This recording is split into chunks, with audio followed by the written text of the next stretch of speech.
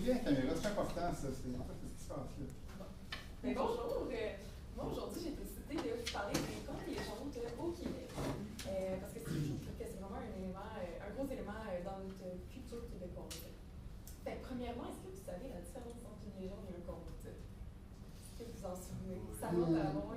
Le conte, c'est pas dans le but d'intégrer une certaine morale à travers une expérience, tandis que la légende repose sur des faits qui ont été déformés avec le temps ou ont évolué. Ouais. C'est moi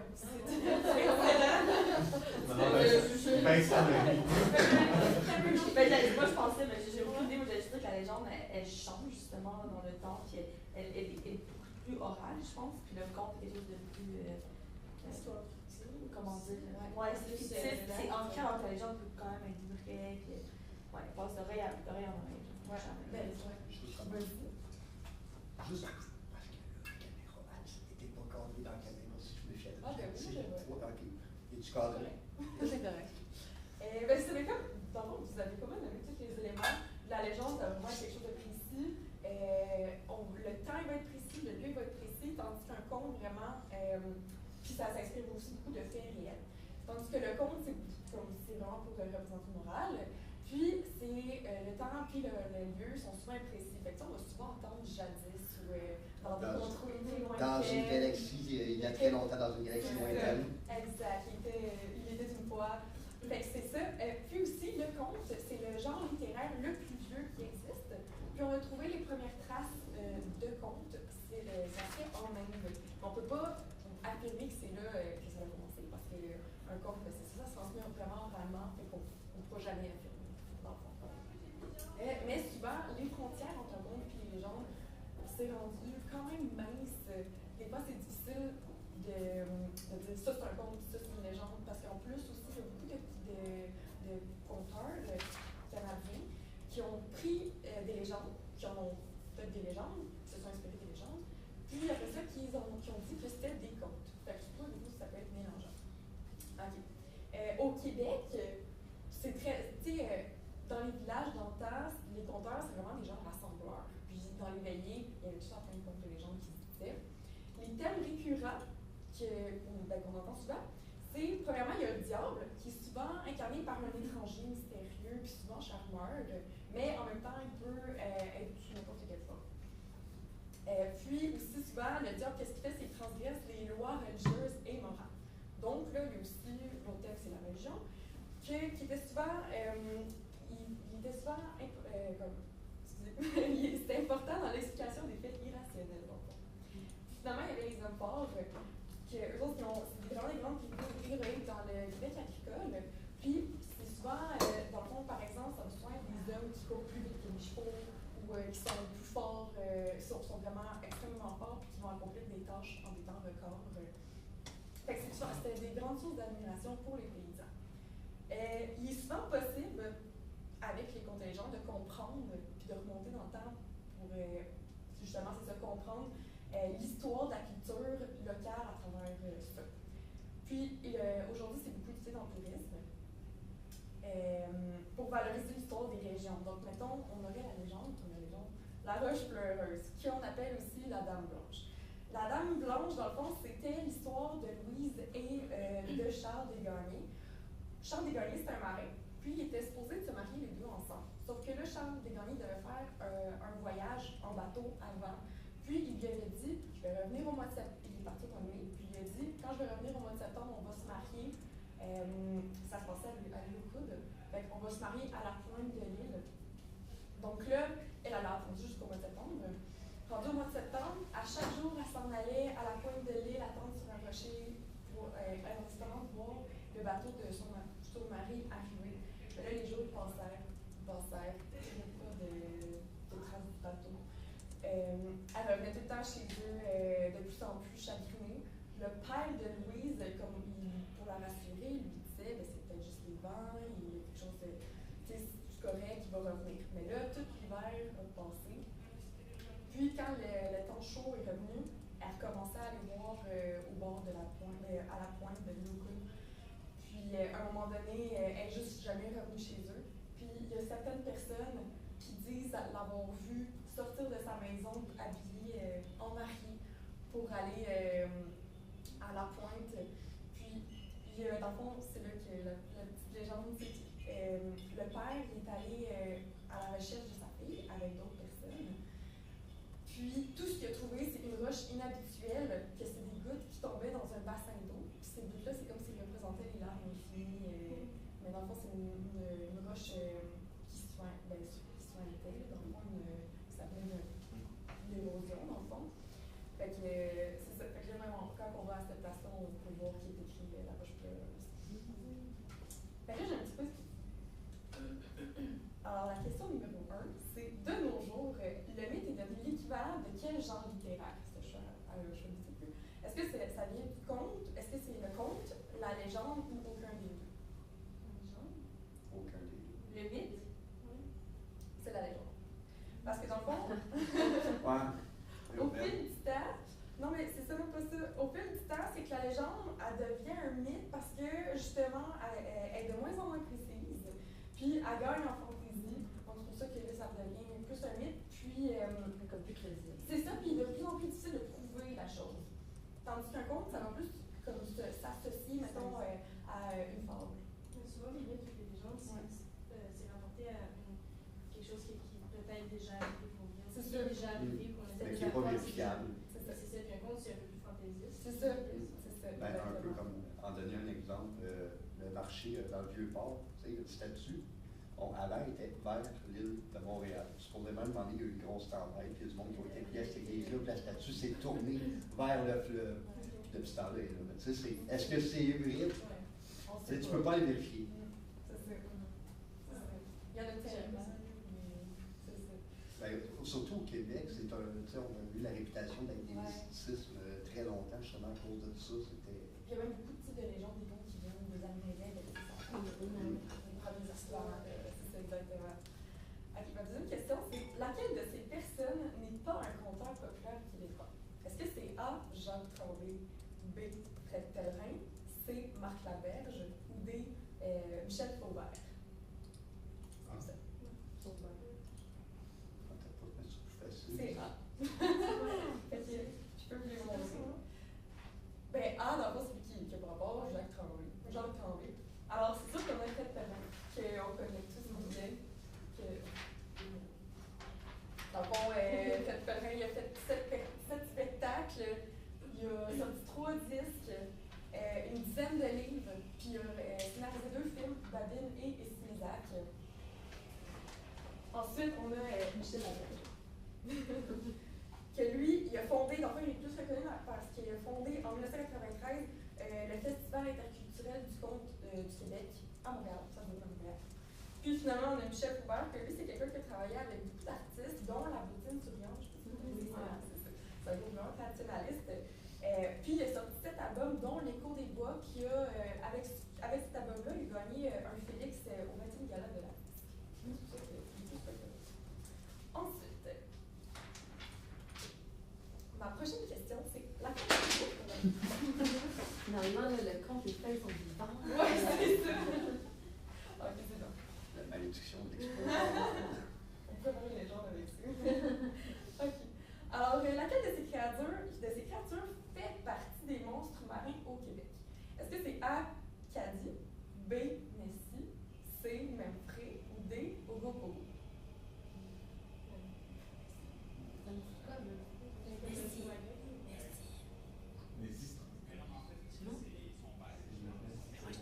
Nessie, ouais, c'est Loch Ness. C'est quoi les Fait que c'est Memphré. Ah, excuse-moi. Ok. Ça y est. C'est quoi la question? Même prix. Ben, c'est ça. Dans le fond, Memphré, ça vient du lac. En fait, il l'aurait entretenu dans le lac de Memphremagog. Puis, il y a, à ce jour, il y a 215 apparitions qu'il y a eu. La première apparition, ça aurait été en 1816. La dernière apparition en 2003.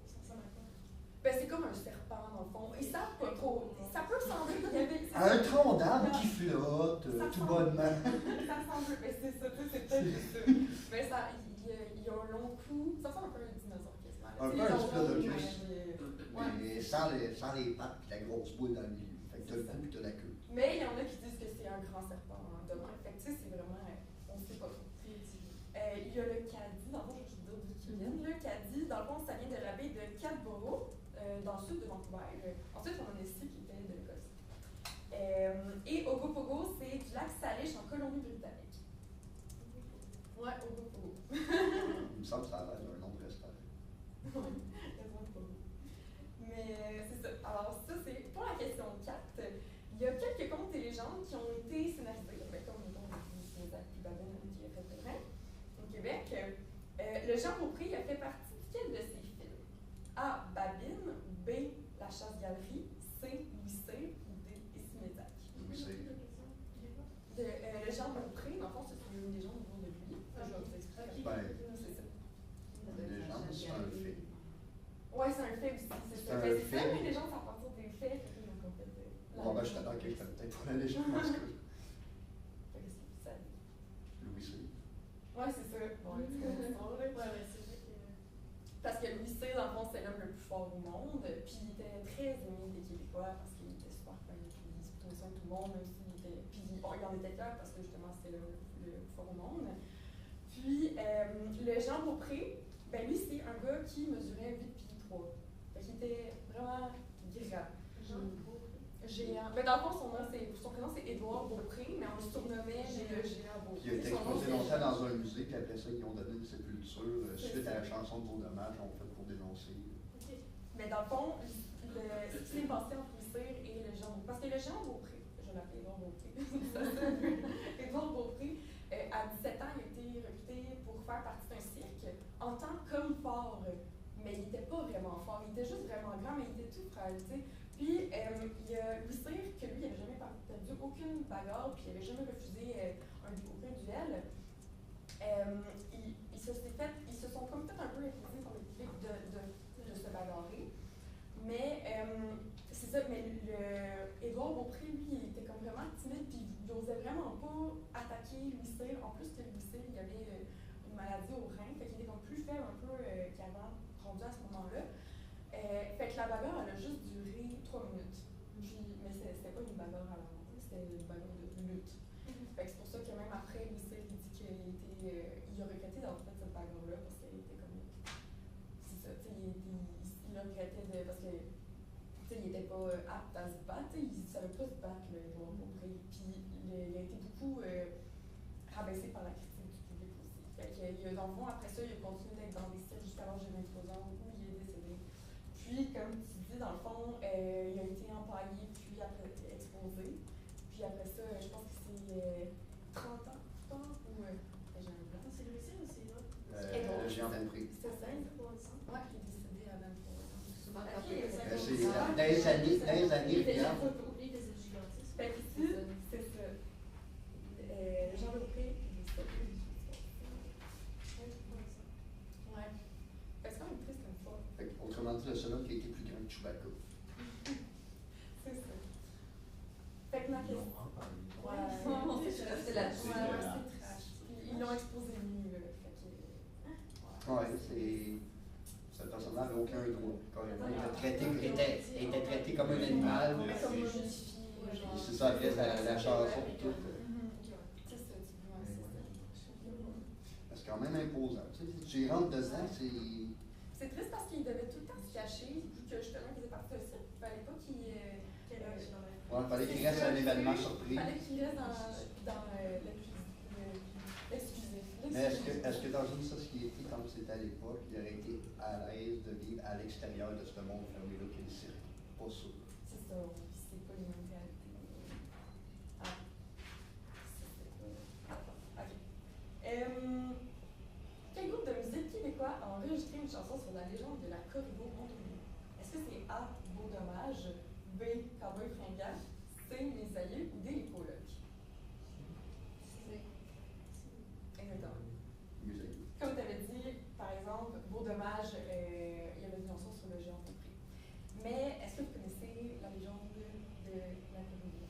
Ben oui, c'est. Ouais, c'est C'est ça. ça qui fait ton outrage, sorcière, C'est ça. Elle a tué du monde, puis elle a décrit ça comme un accident assez loufoque, mais ça a passé pareil. Ça a pris certain temps avant qu'ils se rendent compte qu'elle était la cause. La légende a dit qu'elle a tué 7 de ses maris, de toutes de façon différente. Mais en réalité, elle a eu juste 2 maris, cette Donc, Marie-Joseph Corriveau, c'est ça son nom complet. Elle s'est mariée à 16 ans avec un gars qui avait 23 ans. Puis, la légende dit qu'elle l'aurait tué parce que elle trouvait qu'il allait voir il allait trop courtoisie.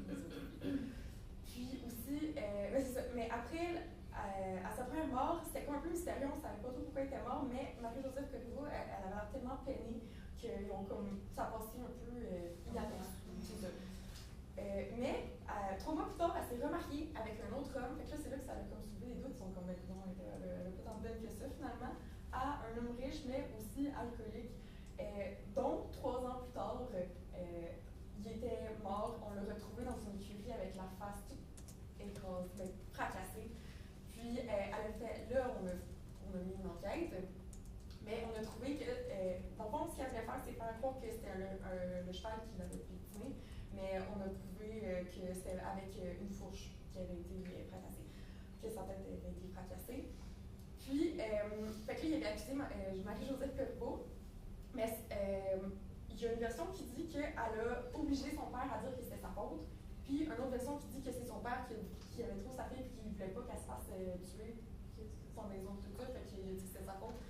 Mais au bout du compte, le père dit à un prêtre que c'était pas vrai, c'était pas lui, c'était vraiment sa fille qui avait fait ça. Donc, j'ai oublié une partie, excusez-moi, mais quand son père lui a dit que c'était lui, son père il a été accusé de mort. C'est ça, exactement. Mais Marie-Joseph Corriveau, elle s'est fait marquer d'un fer rouge la lettre M pour meurtrière parce qu'elle était complice. Puis elle s'est faite 60 coups, ouais c'est ça, ça s'en met. 60 coups de fouet dans le fond, sur elle, à 3 places différentes. Fait que finalement, c'est ça, quand elle a été, quand on a su que c'était elle la meurtrière, elle s'est faite tuer, pendre, puis après ça, elle s'est faite mettre dans une cage, qu'on peut voir ici. Ça, c'est après? C'est ça, ouais, après. L'autre est empaillée, elle était Elle était en taille destinée à la Charogne. C'est ça. Puis elle a été exposée là environ 1 mois. C'est des villageois qui ont décidé de la décrocher de là parce que là, ça dérangeait beaucoup les gens qui passaient à côté. On disait qu'on entendait des bruits de cage suspects, puis que. Ouais, elle était morte. Ouais, c'est ça. Puis on disait qu'elle allait tout le temps courir après les voyageurs un peu ça, c'est en. Dans le fond, ça a commencé en 1749 quand elle s'est mariée avec son premier mari, Charles Bouchard. Puis, elle s'est fait. Ça serait à peu près vers 1765 que ça serait fait tuer. Alors, c'est ça pour Marie-Joseph Corriveau. Maintenant, on va arriver à la deuxième activité, et la dernière. C'est des légendes trouées que vous allez devoir. Chacun, vous allez avoir une légende. Pas chacun, vous allez être différents types de deux. Chaque équipe va avoir une légende qui va manquer des mots. Les mots manquants ou les bouts de phrases sont sur des petits bouts de papier, puis je vais voir que vous les placez à la bonne place. La première équipe qui gagne, ben, ils vont faire un petit jeu. Alors, c'est 2 légendes que je ne vous compterai pas, il va falloir que vous y allez avec votre logique pour remplir les trous. Il y a premièrement la légende de Rose à Tulipe, ou aussi sous le nom, la légende, on la connaît aussi sous le nom de Le Beau Danseur. Puis, La Chancellerie. La Chancellerie, c'est ça. Ou communément appelée la maudite. Ben, c'est ça, c'est la Ça a été parce basé que c'est la là-dessus, bière ouais. qui s'appelle la maudite, Ouais. c'est ça, exactement. Fait que c'est pas grave. Ici, ça va être Rose la Tulipe.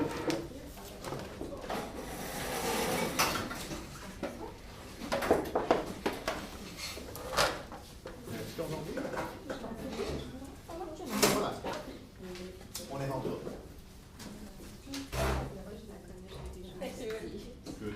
C'est parti! Faut les rigoler avec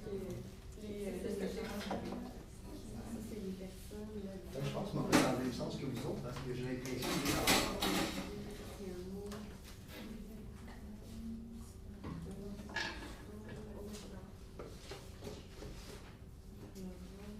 un petit village du Québec. C'est le Je fais juste essayer. C'est Ouais, pas je pense que difficile. on travaillait la fête. Et non s'amuser.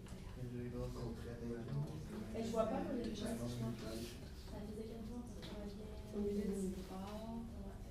dans des chantiers, dans des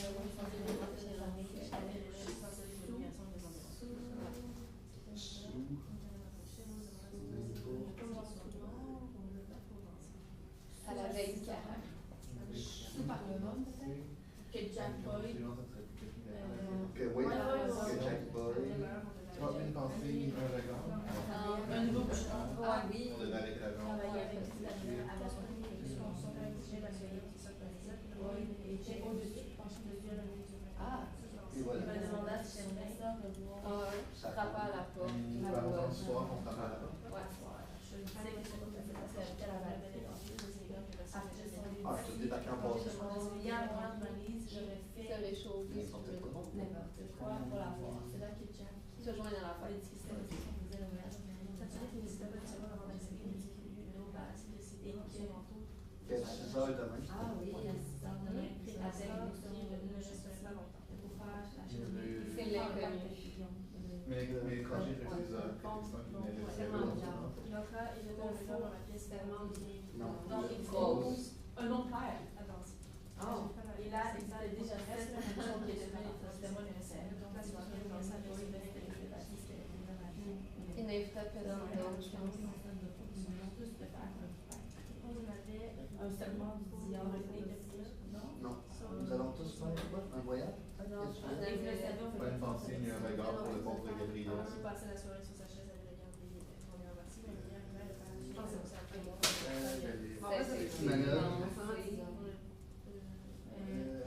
Non. Ah, c'est ça. Ni de sac, non. Ni Alors, de pas la sac. soirée, c'est ça. Il va faire un moment non plus prononcé. Ben, j'imagine que Le celui de la non-Dieu. fête Le non-Dieu. doit aller là. D'ailleurs, il va faire.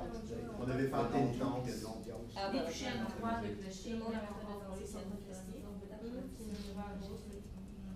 Sauf l'inconnu qui nous Sur a- le sol, il y a une rose, on va changer juste derrière. Oui, ben, est-ce qu'il pensait à changer une La ce promesse qu'elle avait fait et ça avait continué de danser. Et désolé, on s'est de danser avec cet homme et la promesse qu'elle avait fait à son père. Ah ouais. Elle dit ça arrêté, mais je ne la mets pas, c'est qui qu'on s'est C'est comme si c'était genre obsédé. Lorsque le deuxième premier sonna, l'homme Jean-Baptiste, quand ses lèvres touchaient à sa rose, les étincelles sur la maison de la tulipe. Mauvaise Et la manière. fête de la tulipe. Salut. Les commis de heures, en une seule nuit, la pauvre Amélie de 50 ans, qui avait perdu la raison. On a fini. Ah, injustice. Ah. Ah, Bravo. ben, oui, ça, Ouais, hein? ben, c'est parce que tu connais l'histoire de Gros. Tu sais, de Gros, mais tous les détails dedans. Aussi. Ouais, c'est bon. Yeah. Bravo. Yeah. Est-ce que ça tente de lire le jaune? On peut? Ah oui, ben oui. Est-ce que vous avez fini? Est-ce qu'on vous laisse finir? Non, allez-y. Non, ok, bon. Juste lire. Vas-y. Donc, nous, c'est Rose la Tulipe. Donc, Rose la Tulipe habitait dans un petit village du Québec Excusez. au 18e siècle. À cette époque, pendant le carême, il était interdit de danser. Les 40 jours avant Pâques, on devait faire pénitence et non s'amuser. Mais la jolie Rose aimait beaucoup la danse, et même si elle était fiancée à Gabriel, elle aimait aussi danser avec les autres beaux garçons des environs. Cette année-là, le carême approchait. Rose demanda à son père si elle pouvait organiser une soirée la veille du carême pour danser. Les 40 jours suivants, ça ne serait plus permis. Le père la Tulipe accepta, mais à une condition. À minuit tapant, on devait arrêter la danse, sinon ce serait un péché. Rose promit tout ce que son père exigeait et la soirée s'organisa. Tout le monde vint veiller chez la Tulipe. Le violonneux du roi était là. Tous dansaient, fêtaient et s'amusaient. Soudain, vers 11 h du soir, on frappa à la porte. Le père la Tulipe ouvrit la porte et découvrit un bel inconnu, très élégant, que personne n'avait jamais vu au village. L'étranger demanda s'il pouvait entrer et se joindre à la fête. Le père la Tulipe n'hésita pas une seconde avant d'accepter et il voulut le débarrasser de ses gants, son manteau et son chapeau, mais l'étranger refusa. Prétextant qu'il ne resterait pas longtemps. Il entra et jeta un regard dans la pièce bondée et invita Rose à danser. La jeune femme accepta avec enthousiasme, ravie que ce bel étranger s'intéresse à elle. Toute la soirée, elle dansa avec ce bel inconnu, qui n'invita personne d'autre, Rose. Point. Rose n'avait pas une pensée ni un regard pour le pauvre Gabriel qui passait la soirée sur sa chaise à les regarder tourner enlacés. Mais minuit arriva et le père Latulippe annonça à tout le monde qu'il fallait cesser la fête. Tout le monde arrêta de danser sans protester, sauf l'inconnu, qui murmura à Rose d'une voix charmeuse. Juste une dernière danse, ma Rose. Rose était déchirée entre le désir de continuer à danser avec cet homme et la promesse qu'elle avait faite à son père. Elle décida d'arrêter, mais elle n'y parvenait pas. Ses pieds continuèrent à danser, comme s'ils étaient ensorcelés. Lorsque le 12e coup de minuit sonna, l'homme éclata d'un grand rire. Il se pencha vers Rose et lui donna un baiser. Quand ses lèvres touchèrent celles de Rose, des étincelles surgirent de la maison des Latulippe, et la maison des Latulippe prit feu. Les villageois réussirent à sortir de la maison à temps. Le lendemain matin, on aperçut Rose Latulippe rôder autour de la maison en cendres. Ses cheveux étaient devenus entièrement blancs. En une seule nuit, la pauvre avait vieilli de 50 ans et avait perdu la raison. Tout le monde comprit aussitôt que l'inconnu était nul autre que le diable, venu pour inciter les gens à danser après minuit. Il avait gardé ses gants pour cacher ses griffes et son chapeau pour cacher ses cornes. Attends. Ouais, mais... Ben, on l'a signé. Ouais, c'est ça. Parfait. Ouais, mais oui. Est-ce que vous voulez qu'on la lise, les amis? Non, non. C'était la nuit du 31 décembre que tout ça s'est passé. J'avais 19 ans. Ça faisait 4 mois que j'étais loin de chez nous. 4 mois qu'on travaillait au milieu de nulle part dans les chantiers au nord de Gatineau. On s'ennuyait tous de notre famille. J'étais allée me coucher sous par le rhum que Jacques Boy, un nouveau bûcheron qui travaillait avec nous cette année-là, nous avait apporté pour fêter le jour de l'an. Tout d'un coup, je m'étais réveillée en sursaut parce que Boyd était penché au-dessus de moi. Il me demanda si j'aimerais ça revoir ma blonde ce soir. Je lui disais que c'était pas possible parce qu'elle habitait à la Valtrie, à plus de 100 heures d'ici. Je m'ennuyais à mourir de ma liste. J'aurais fait n'importe quoi pour la voir. C'est là que Jack m'a dit que c'était possible si on fait le voyage en canot dans les airs et que dans 2 heures, on serait déjà arrivé. Il me dit qu'on irait au bal du village et qu'à 6 heures demain matin, nous serons revenus au chantier. Mais pour faire la chasse-galerie, il faut un nombre pair. Et là, ils étaient déjà 7 des bûcherons qui étaient prêts à partir. C'était moi le 8e. Quand Fritz rejoint le canot, Boyd décida que c'était Baptiste qui allait tenir l'aviron. Il s'installa donc à l'arrière du canot et lança d'une voix forte. Nous venons tous de faire un serment du diable. Et comme vous le savez, on ne fait pas de farce avec ça. Alors, pas de sac, ni de boisson. Il ne faut pas non plus prononcer le nom de Dieu, ni toucher à une croix de clocher, même pas en frôler avec le canot. Et on devrait bien s'en sortir. On répéta après Baptiste une formule magique et le canot s'envola. Quand on arriva au bal, tout le monde nous posait des questions et Baptiste s'en chargea en leur disant qu'on voulait en profiter de la soirée et qu'on répondrait à leurs questions de demain. J'avais tout de suite repéré Maryse qui dansait avec un jeune dénommé Boger. Elle avait quand même accepté de passer la soirée avec moi. Mais je voyais Jack Boy venir voir chacun de nous pour nous donner de l'alcool. Je ne comprenais pas comment il pouvait nous donner du whisky quand il savait qu'on n'avait pas le droit. C'est là que j'ai vu Baptiste qui buvait quand même. À 6 heures, Boyd vint m'avertir qu'il fallait partir tout de suite et sans dire bonsoir à personne pour ne pas attirer l'attention. On refit le même chemin pour revenir, mais on zigzagant, parce que notre Baptiste, on menait pas large. C'était le seul qui connaissait le chemin. En s'approchant du chantier, Baptiste fit une mauvaise manœuvre. Il accrocha la croix d'une église et on plongea plus loin à travers les sapins. Et là, du noir. Le lendemain, on se réveillait avec des écorchures dans la face et Boyd avait disparu. On ne l'a jamais revu. Je me suis toujours demandé si c'était le bon Dieu qui nous avait protégés ou le diable qui nous avait laissé une chance. On a eu une peur de fou. J'avais regretté d'avoir presque vendu mon âme au diable pour une seule nuit avec ma blonde. Le pire, c'est que Maryse s'est mariée avec Boisjoli là-dedans. Fait que c'est ça. Puis dans le fond, c'est ça. Mais ça peut-être que vous les avez déjà entendus. Ouais, ben, ça encadrait déjà un peu. Ben, c'est ça. C'est sûr qu'il y en a qui ont un nom, les personnes qui sont longues. Il y en a des compteurs qui peuvent compter ça en 15 minutes. C'est vraiment abrégé. Mais aussi, ça se peut si vous allez entendre d'autres versions parce qu'il y a une version fixe. Là, et les gens vont plier comme au temps. Il y en a qui ça peut aller jusqu'à 200 versions différentes. Fait que, ben, ça, c'est pas mal ça. C'est cool.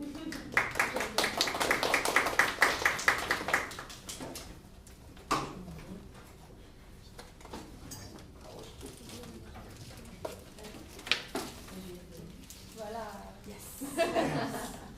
La récompense. En plus, c'est du chocolat blanc. Oui. pas n'importe quoi. C'est gros. Et Ça en va fait, faire? Ah, Oui. La fin, tu vois, vous nous écrire des minutes de plus.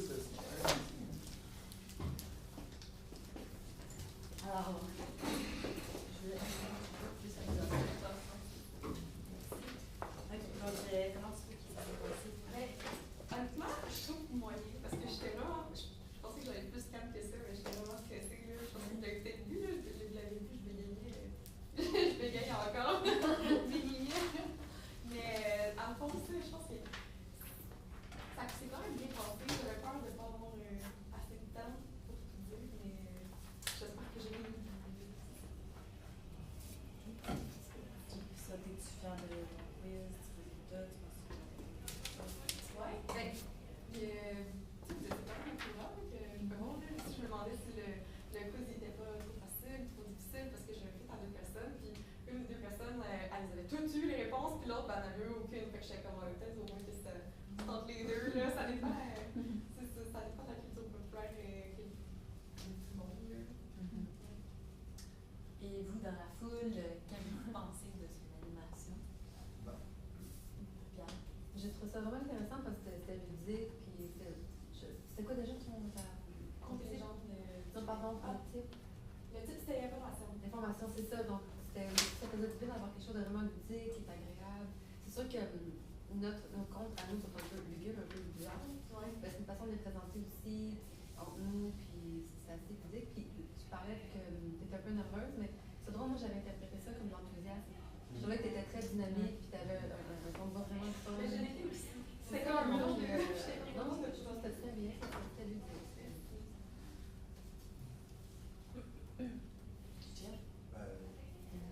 Ah, j'avais Non. vu ta main en fait.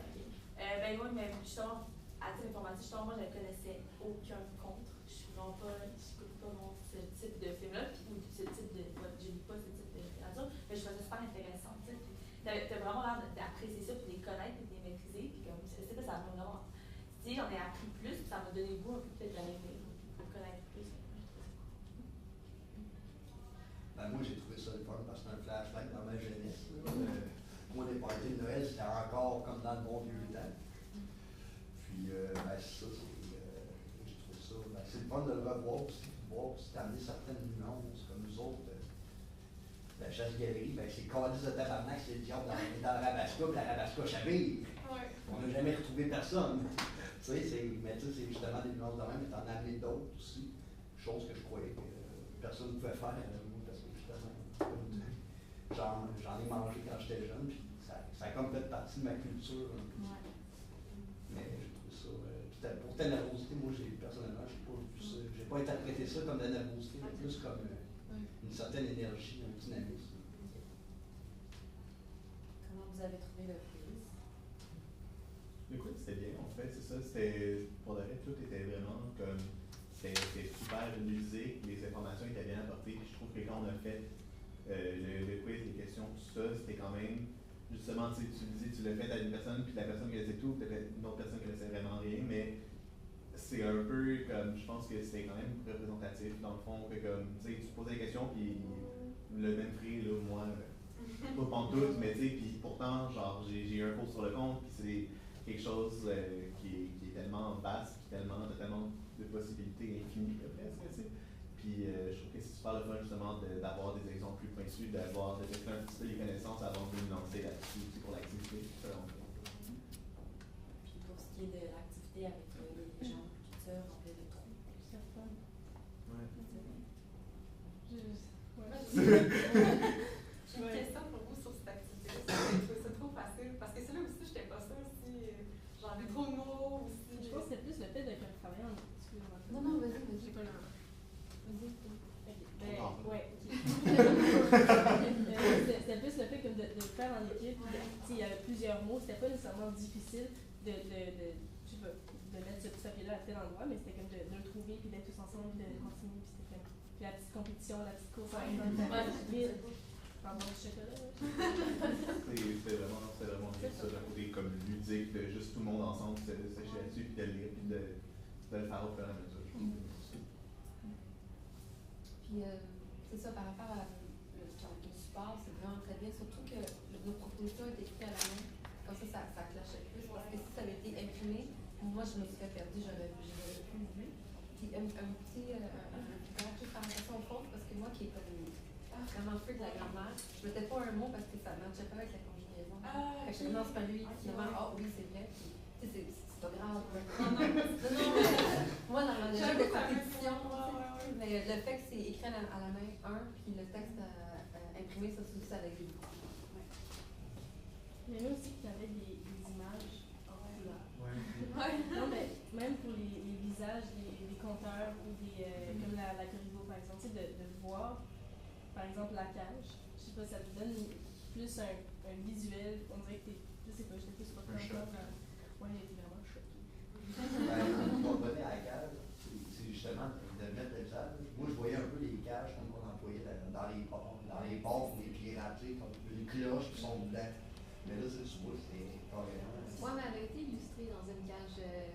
Oui, mais n'empêche, tu sais, quand tu dis une cage, apparemment, tu vois, c'est pas une armature de métal mouillée au corps. Moi, j'avais justement une cloche en verre parce que l'image que j'avais vue, c'était là-dedans. Fait que j'avais montré ça aussi, mais je m'en rappelle moins. Ouais, c'est ça. Mais j'ai oublié de préciser aussi, cette cage-là, c'est vraiment vrai parce que quand les villageois, ils l'ont enlevé, ils l'ont comme caché, ils l'ont enterré plus loin dans un cimetière, puis ils l'ont retrouvé des années plus tard, ils ont su que c'était la cage de la Corriveau parce que justement elle avait la forme et tout. Fait que l'image de la cage est vraiment vraie, puis elle est exposée à Boston, si je ne me trompe pas.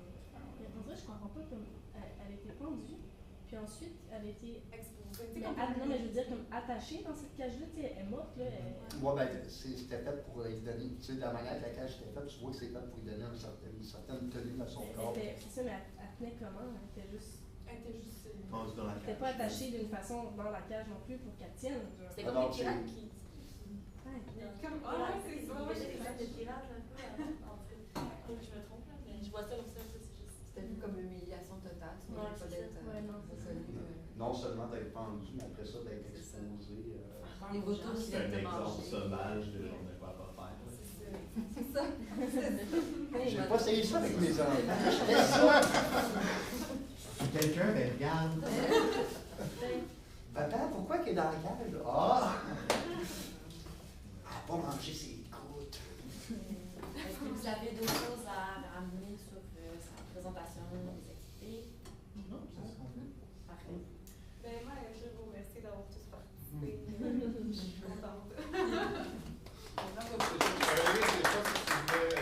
Oui, c'est ça, je vais faire mon retour là, parfait. OK. OK. Je ne sais pas si c'est important de mentionner, mais moi, j'ai vraiment aimé ça parce que, comme tu dis que tu étais nerveuse. Moi, je ne l'ai pas remarqué, ça avait vraiment de l'enthousiasme. Surtout parce que tu regardais vraiment tout le monde et tu avais l'air de vouloir dire, comme, c'était plus il faut vraiment que vous le sachiez tout. Moi, c'est comme ça, je le sentais, puis ça a été. Moi, je le voyais comme les gens l'appréciaient, parce que tout incluait tout le monde. C'était pas une personne en particulier, parce qu'elle, elle connaissait plus ça, fait que tu parles moins à celle-là. Sinon, tu connais vraiment bien ton sujet, tu avais tes fiches, tu les regardais de temps en temps, mais tu les lisais pas. Tu la regardais pour savoir là, t'es rendu où, puis après ça, tu regardais tout le monde, fait que ça, c'était bien.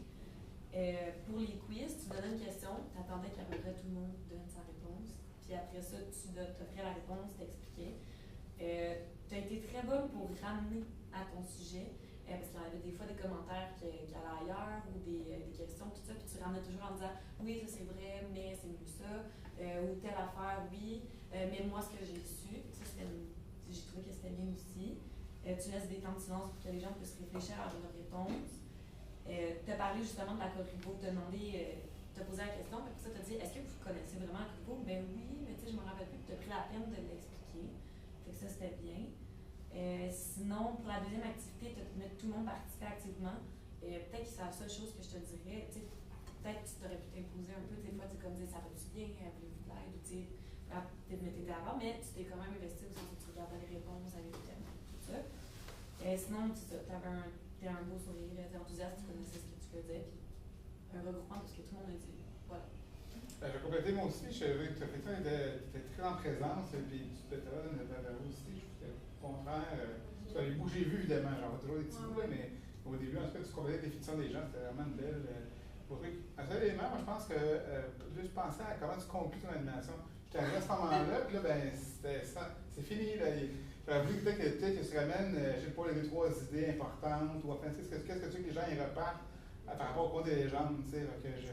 C'est juste, à force de dégager les idées marines, puis peut-être un petit tour de piste, un dernier, juste les idées qui vous restent. Je sais pas, moi j'arrivais, les gens ils ont lu, puis là, ben, c'était ça. C'était comme, il y a comme, j'ai pas remarqué, il y avait un temps assez long de feedback, là. Les gens étaient juste à quoi ils repartent, ou. Mais après, ça s'est ressorti par les commentaires qu'on a, là, mais en fait, on a eu la discussion qui a pu avoir lieu juste dans ton animation sur la Côte d'Ivoire, tout ça, fait que là, ça c'était du contenu qui est lié à ton animation comme tel, donc mais sinon, l'animation, bravo. À la prochaine!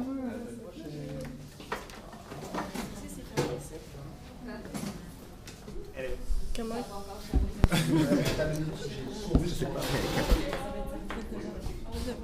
Qu'est-ce que tu fais? Je vais te filmer.